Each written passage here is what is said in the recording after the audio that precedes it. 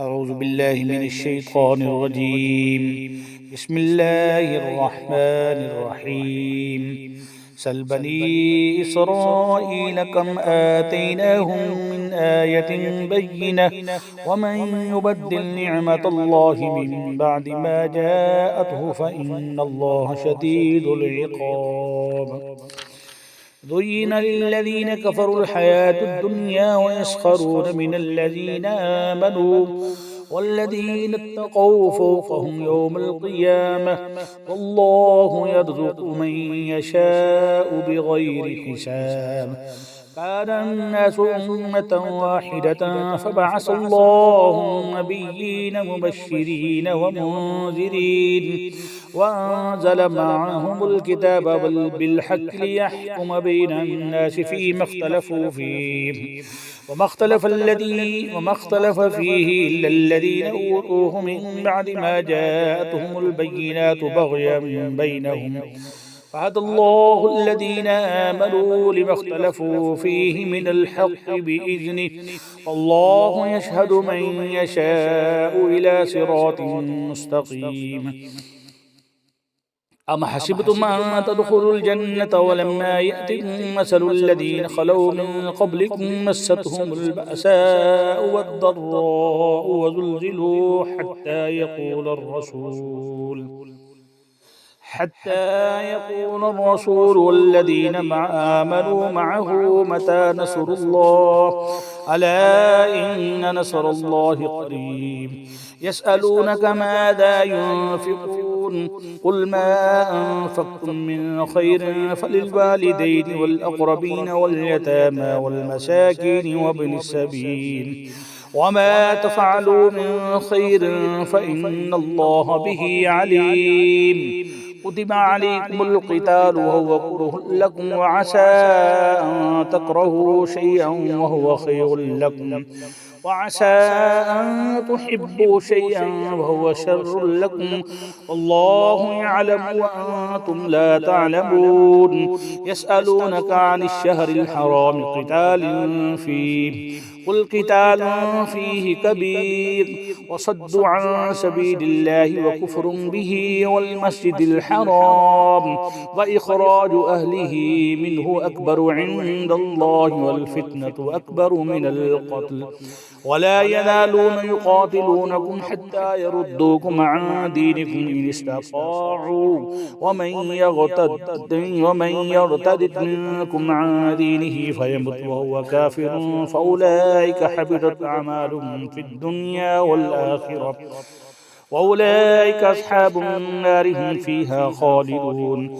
إن الذين آمنوا والذين هاجروا وجاهدوا في سبيل الله أولئك يرجون رحمة الله والله غفور رحيم. يسألونك عن الخمر والميسر قل فيهما اسم كبير ومنافع للناس واسمهما أكبر من نفعهما ويسألونك ماذا ينفقون قل العفو كذلك يبين الله لكم الآيات لعلكم تتفكرون في الدنيا والآخرة. ويسألونك عن اليتامى قل إصلاح لهم خير وإن تخالطوهم فإخوانكم والله يعلم المفسد من المصلح ولو شاء الله لأعنتكم إن الله عزيز حكيم.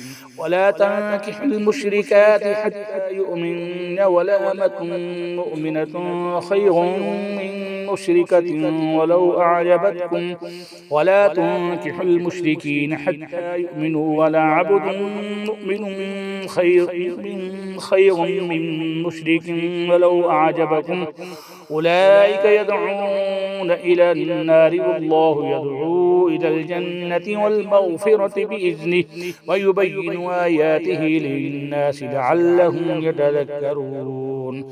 ويسألونك عن المحيض قل هو أذى فاعتزلوا النساء في المحيض ولا تقربوهن حتى يطهرن فإذا تطهرن فأتوهن من حيث أمركم الله إن الله يحب التوابين ويحب المتطهرين.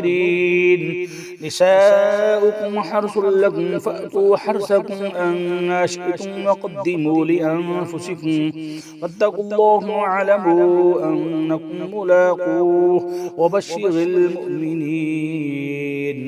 ولا تجعلوا الله عرضة لأيمانكم أن تبروا وتتقوا وتصلحوا بين الناس والله سميع عليم. لا يؤاخذكم الله باللغو في أيمانكم ولكن يؤاخذكم بما كسبت قلوبكم والله غفور حليم. للذين يؤلون من نسائهم تربص 4 أشهر فإن فاءوا فإن الله غفور رحيم.